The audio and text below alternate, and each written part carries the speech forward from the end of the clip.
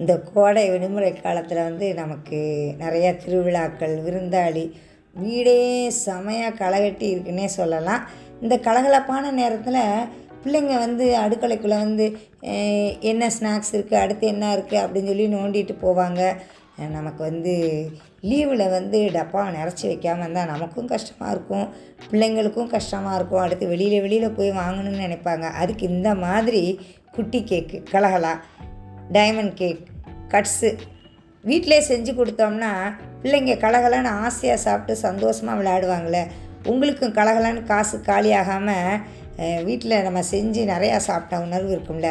இந்த மாதிரி ஒரு சின்ன கப்பு எடுத்துக்கோங்க. எதில் நெய் நமக்கு பிடிக்குதோ அந்த கப்பே, 1 கப் நெய்னா 2 கப் ஜீனி, 1 கப் தண்ணி, 4 கப் நிறையா மாவு, கோதுமை மாவு. நான் இன்றைக்கி மைதா மாவில் செய்யலை, கோதுமை மாவில் செய்கிறேன்.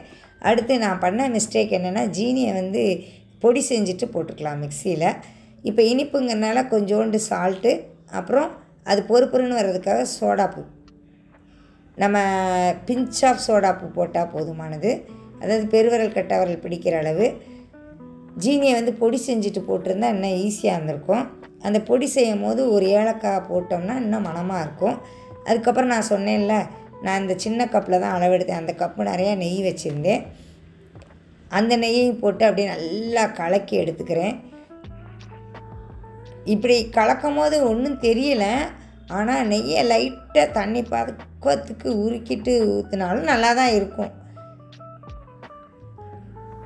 இப்போ நான் எந்த கப்பில் நெய்யை எடுத்தேனோ அதே கப்பில் 4 கப் கோதுமை மாவு எடுத்துக்கிட்டேன்.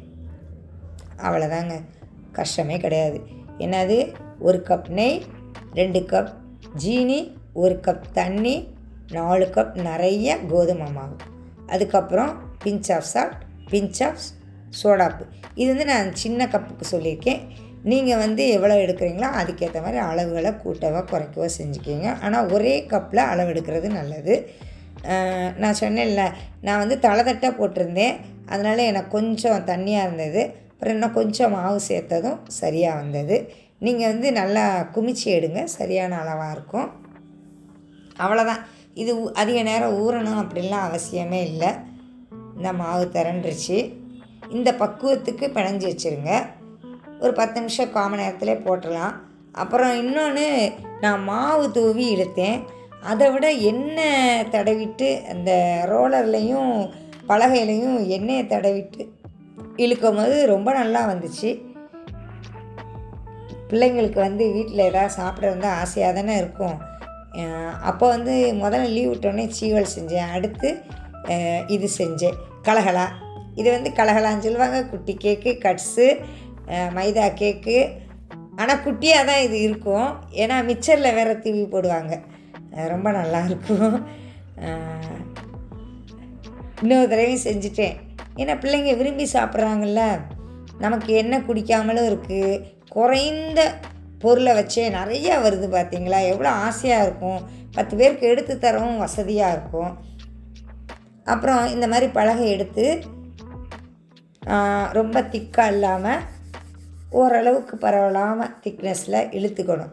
இழுத்துக்கிட்டு நமக்கு விருப்பப்பட்ட வடிவத்தில் கட் பண்ணலாம். ஆனால் இந்த சதுரம், டைமண்ட் ஷேப் அதெல்லாம் ஈஸியாக இருக்கும். இந்த ஓரம்லாம் இப்படி இருக்குது, நமக்கு தான் இப்படி வந்திருக்கோ அப்படிலாம் நினைக்காதீங்க. ஏன்னா இந்த கேக்கில் மாவுக்கு வந்து இந்த மாதிரி தான் இருக்கும். அந்த வடிவம் இல்லாத ஓரத்தெல்லாம் எடுத்துட்டு வடிவம் உள்ள அந்த இதை மட்டும் கரெக்டாக நம்ம அடுத்து போடுறதுக்காக எடுத்து வச்சிடணும். இந்த ஓரத்தில் மீதி வர்ற மாவெல்லாம் திருப்பி நம்ம சேர்த்து இதே மாதிரி இழுக்கணும். இழுத்து எல்லாத்தையும் இந்த இழுக்கிற நேரம்தான் அதிகமாக இருக்குமே தவிர இது செய்ய ரொம்ப நேரம்லாம் ஆகாது. வேகமாக செஞ்சிடலாம். நீங்கள் காலையில் எந்திரிச்சிங்கன்னா பிள்ளைங்க எந்திரிக்கிறதுக்குள்ளே செஞ்சு வச்சிடலாம். செஞ்சு அரவமே தெரியாது. அப்படியே வீடு மணக்கிறத வச்சு தான் பிள்ளைங்க என்னமோ மணக்குதே, நெய் மணக்குது அப்படின்னு நினைப்பாங்க. இப்போ நீங்கள் சர்ப்ரைஸாக இந்த கலகலா குட்டி கேக்கை எடுத்து கொடுத்தீங்கன்னா அவங்களுக்கு இன்னும் கலகலப்பாக இருக்கும், சந்தோஷமாக இருக்கும். கை நிறையா 1 2ன்னு எடுத்து சாப்பிட்றதுக்கும் கை நிறையா சாப்பிட்றதுக்கும் வித்தியாசமாக இருக்குல்ல. நாங்களாம் சின்ன பிள்ளையாக இருக்கும்போது மிக்சர் தான் ரொம்ப ஸ்பெஷலு. ஏன்னா அந்த மிக்சரில் கொண்டு வந்து வச்சா கொஞ்ச நேரத்தில் கடலப்பருப்பு ஒரு ஆள், முந்திரி பருப்பு ஒரு ஆள், இந்த குட்டி கேக் ஒரு ஆள், அந்த 1 2 குட்டி கேக்கு காலாக பறந்து எடுத்து காலி பண்ணிடுவோம். மிச்சரை வந்து பார்த்தா மொட்டையாக வெறும் ஓம்பொடி காராப்பூந்தி தான் இருக்கும். கேலி பண்ணுவாங்க. அப்போ வந்து இது அவ்வளோதான் செய்ய தெரியாது. செய்யும் போது மாவே அப்படி எண்ணெயில் பிரிகிற மாதிரி இருக்கும். அப்போது எங்கள் வீட்டுக்காரர் தான் ஒரு ஹோட்டல்கார்கிட்ட கேட்டுட்டு வந்த பிறகு இந்த மாதிரி செய்ய ஆரம்பித்தேன். பாருங்கள், எண்ணெய் குடிக்காது, மாவு வேஸ்ட் ஆகாது, பொரியாது. கட்டாயம் இந்த மாதிரி ட்ரை பண்ணி பாருங்கள், ரொம்ப நல்லா வரும். கஷ்டமான வேலையே கிடையாது. ஐயோ நமக்கு சமையல் தெரியாதே, நம்ம இனிப்பு செஞ்சது இல்லையே அப்படின்னு நீங்கள் கவலைப்படவே தேவையில்லை. யாருக்காக இருந்தாலும் இந்த மாதிரி ப்ரொசீஜரில் செய்யும் போது தப்பே வராது. நீங்கள் செஞ்சு பார்த்துட்டு சொல்லுங்கள். இந்த மாதிரி அழகாக கட் பண்ணிக்கிங்க. கட் பண்ணி முதல்ல எடுத்து வச்சுருங்க. எடுத்து வச்சுட்டு எல்லாத்தையும் கட் பண்ண பிறகு அதுக்கப்புறம் அடுப்பை ஆன் பண்ணி செஞ்சோம்னா ஈஸியாக இருக்கும். இல்லாட்டி ஒரு ஆள் கட் பண்ணி கொடுக்க செஞ்சாலும் ஒன்றும் கஷ்டமே இல்லை. எல்லாமே ஈஸியானதான். கொஞ்சோண்டு தான் செய்ய போகிறோம், நிறையா ஒன்றும் செய்ய போகிறதில்ல. நம்மள்ட்ட நெய் இருக்கிற அளவு செய்ய போகிறோம்.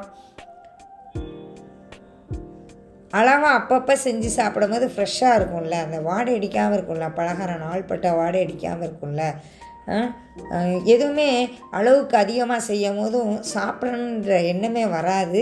அளவோடு செஞ்சு வீட்டில், வெளியில் கிடையாது, வீட்டில் அளவாக செஞ்சு ஆசையாக சாப்பிடும்போது நல்லாயிருக்கும், நல்லாவும் வரும். நம்பிக்கையோடு செய்யுங்க. இவ்வளோ தான் செஞ்சு வச்சாச்சா, இனிமேல் பொரிக்க வேண்டியதான் வேலை. அதிக நேரம்லாம் எடுக்காது. எண்ணெய் வந்து சட்டியில் பாதி அளவு ஊற்றிக்கணும். நீங்கள் எந்த எண்ணெயை பொரிப்பீங்களோ அந்த எண்ணெயை ஊற்றிக்கங்க. நீங்கள் போட்டதுக்கு அளவான சட்டியை தூக்கி வச்சுக்கிங்க. நான் வந்து அளவாக போட்டதுனால சின்ன இரும்பு சட்டி தான் வச்சுருக்கேன், அதில் பாதி. இப்போ ஹையில் வச்சுட்டு அதுக்கப்புறமேலு ஃப்ளேம் வந்து குறைச்சணும். இண்டக்ஷன் ஸ்டவ்வில் வச்சுருக்கேனா, டெம்பரேச்சர் வந்து குறைச்சிடணும். அப்போ தான் வந்து ஹையிலே வச்சோன்னா வெளியில் மட்டும் கருகிரும், வேகாது. எண்ணெய் புகை வர்ற அளவுக்கு வெயிட் பண்ணவே கூடாது. கொஞ்சம் எண்ணெய் சூடு உடனே நல்ல டெம்பரேச்சரை குறைச்சி வச்சிடணும். அதுக்கப்புறமேலு கையில் அள்ளி போட பயமாக இருந்தால் இந்த மாதிரி அரிகரண்டிலே நம்ம அள்ளி போடலாம் தைரியமாக. நான் சொல்கிறேன்ல, சமையல் பழகாதவங்க, தெரியாதவங்க, சமையல் கட்டுக்கே வராதவங்க கூட இந்த மாதிரி செஞ்சு அசத்தலாம். உங்கள் குழந்தைகளாம் ஆச்சரியப்படுவாங்க, உங்களோட பெற்றோர்களாம் ஆச்சரியப்படுவாங்க. என்னடா என் பிள்ளை வந்து ஸ்நாக்ஸ்லாம் செஞ்சதே இல்லையே அப்படின்னு.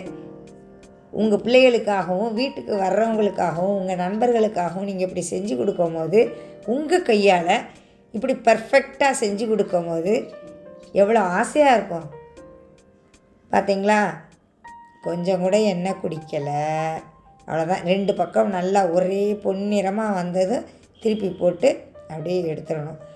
ஃப்ளேம் வந்து சிம்மில் தான் இருக்கணும். அதுக்கப்புறம் திருப்பி லைட்டாக சூடேறின பிறகு திருப்பி சிம்மில் வச்சிடணும். ஏன்னா ஒருக்க வெந்து எடுத்ததும் எண்ணெயோட சூடு குறைஞ்சிருக்கும். அதனால் எண்ணெயோட சூடை திருப்பி அதிகப்படுத்திட்டு நம்ம போடும் போது குறைச்சிடணும். மிதமான சூட்டில் இருக்கும் போது தான் அது ஒன்று கணக்காக வேகும். அப்படியே 2 பக்கம் மென்மையாக திருப்பி போட்டு ஒரே மாதிரி கலராக, அதான் கருக விடாமல், அதான் சொன்னேன்ல, மிதமான தீயில வச்சு எடுக்கும் போது இந்த மாதிரி வரும். எப்படி நம்ம வீட்டு கலகலான்னு வந்திருக்கா, கலகலான்னு இருக்கும், சத்தம் கேட்கும். ஆமாம், உண்மையிலே இந்த கலகலா குட்டி கேக்கு குட்டி குழந்தைங்க எல்லாருக்கும் ரொம்ப ரொம்ப ரொம்ப பிடிக்கும். குட்டி குழந்தைங்களுக்கு மட்டுமா, பெரியவங்களுக்கும் ரொம்ப பிடிக்கும். பாருங்கள், கொஞ்ச நேரத்தில் எவ்வளோ கலகலா வந்துருச்சு. நீங்கள் கட்டாயம் ட்ரை பண்ணுங்கள். ட்ரை பண்ணி பார்த்துட்டு சொல்லுங்கள். சுவையான குட்டி கேக் கட்ஸ் கலகலா. மைதா கேக் இல்லை, இது கோதுமை கேக்கு. உடம்புக்கு நல்லது தான். பார்த்தீங்களா எப்படி சடார்னு உடையுது. சாப்பிட அப்படி ஒரு சுவையாக இருக்கும். என்னடா கடையில் விற்கிறது நம்ம எப்படி செய்வோம் நம்ம ஆச்சரியப்படுவோம். ஆனால் நம்மளாலே முடியும், நம்மளால் செய்ய முடியும். செஞ்சு அசத்தி பாருங்கள். அட்டகாசமான சுவையில் குட்டி கேக் கலகலா. உங்கள் குழந்தைகளை கலகலப்பாக்குங்க, வீட்டுக்கு வர்றவங்களையும் கலகலப்பாக்குங்க. நன்றி. Take care. Bye bye. see you.